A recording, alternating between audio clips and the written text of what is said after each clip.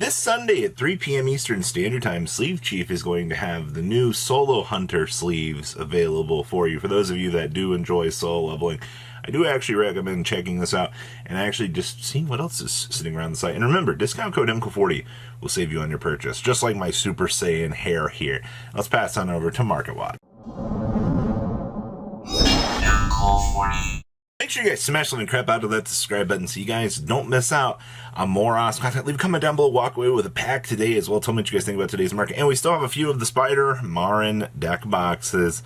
Remember, the entire front of this is hollow. This is by far, I think, one of my favorite projects that we've had the chance to do so far with gems. So I'll leave a link down below so you can grab yours today.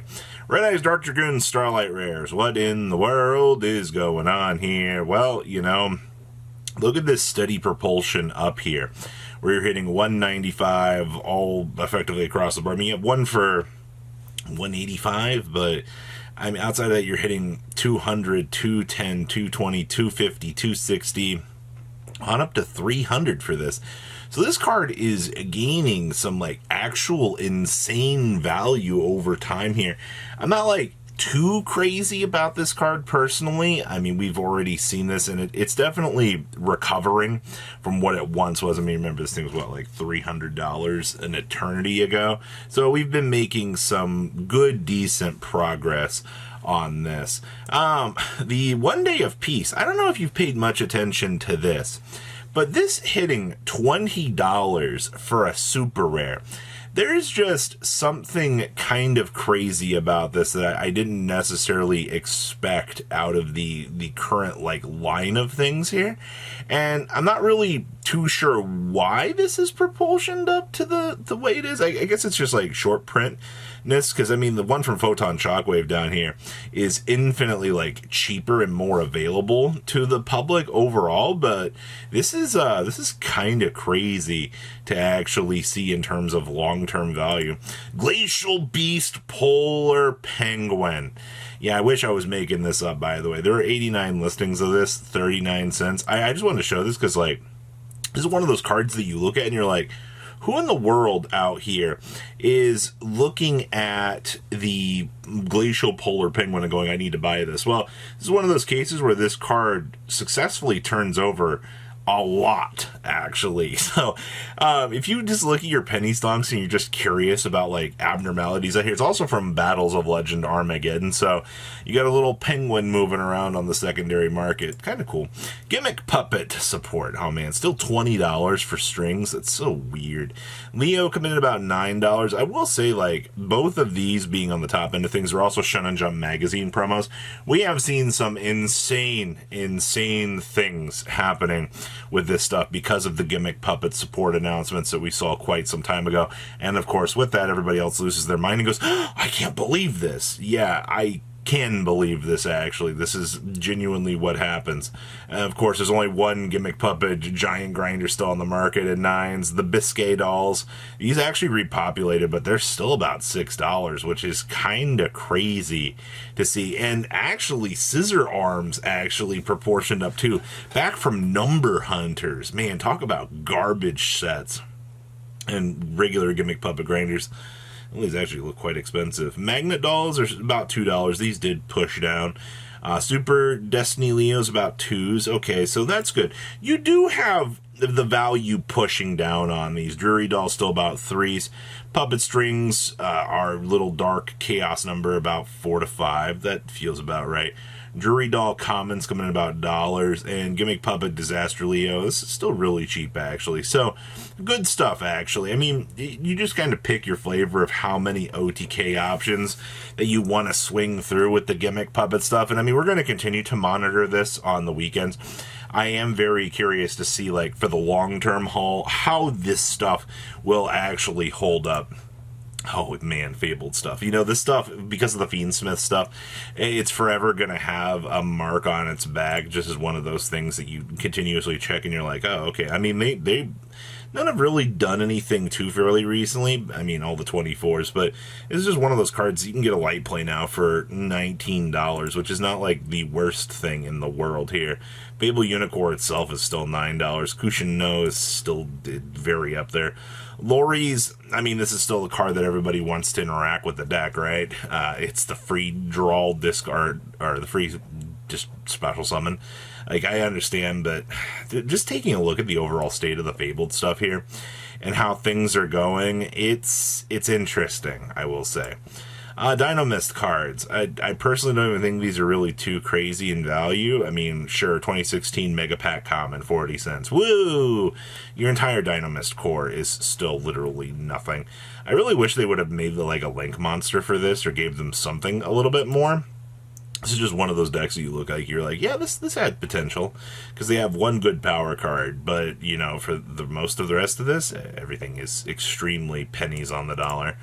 Magic Spectre cards. New A is now a $30 card. Wow. Bambuku's $27 for the collector's rares? That's not terrible. Ryu's coming in about 23s. Cyclone's coming in about 3 to 4. Bambuki's coming in about a nice $1.50. I'm glad to see that, except for the Daifo versions here. These are all down. And our friend Kieran coming in about $4 on up to 5.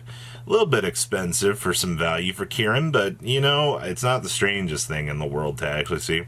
Alright, so we also have Ally of Justice Cycle Reader. This is the Dual Terminal Hidden Arsenal Chapter 1 version. I know a lot of people look at this stuff and they're like, wait, what, this is worth something?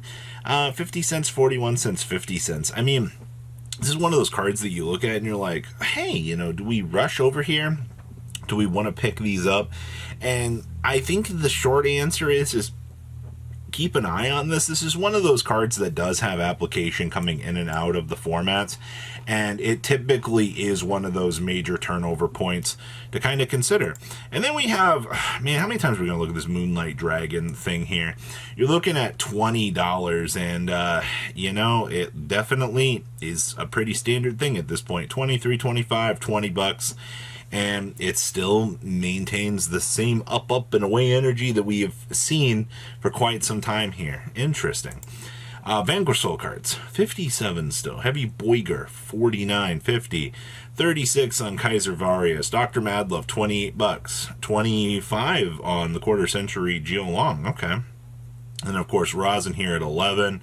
You got Heavy Borger at 7. Sure, most of this stuff has definitely plummeted down into some major changes of value, which I do think is pretty good, actually, just to concede consistency. Oh, Heatwave. $15 for Heatwave now. Like, come on. All right, the Speed Duel Common is also $15, and you're looking at rares also coming in at $15. Every version of this card has synchronized across the board, and I think that's actually hilarious that you are consistently now seeing this at this price point. Okay, cool. Quarter Century Goblin Bikers, $45. Wow, the big gabungas have gone up. You're looking at 40s now for the Grand Entrance. The Quarter Century Doug Chargers at 60s. Wow. And then, of course, Grand Bashed is at 15s. Wow, these are doing some crazy little things here.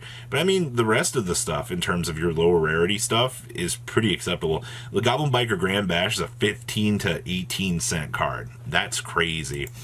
Lightning Vortex. Evidently, Lightning Vortexes have just gained some massive popularity here. The 181, 20, 86, $200 is your lowest light play ultimate rare down there, which is pretty interesting. The DR3 versions have been cratered, and it looks like these versions are also creeping on up here. I want to point this out as like older format popularity kind of gaining momentum here, but okay. And I also see Forbidden Droplet. Wow, $30 is your lowest on up to, just kidding, you hit 46 on up to 55, on up to 58, on up to 60. This is kind of crazy just to see like how this is turning over right now. Not what I wanted to see, but okay. And the Skull Guardian, the protector of the voiceless voice, starting to gain a little bit of propulsion down here. I mean, you got one for 136, 157, 157, and then you start to hit the 160 on up up to 180, on up to 210. This doesn't look like a very consistent monster. And of course, low down here, 206, 206, 190. Your lowest available coming about 210s here, pretty consistently actually. So you do have, well, your value spread across the board here. Great, I guess. So what do you guys think? Please leave a comment down below, tell me what you guys think, and I'll see your beautiful faces back here in a day, guys. Peace out. Patrons, thank you.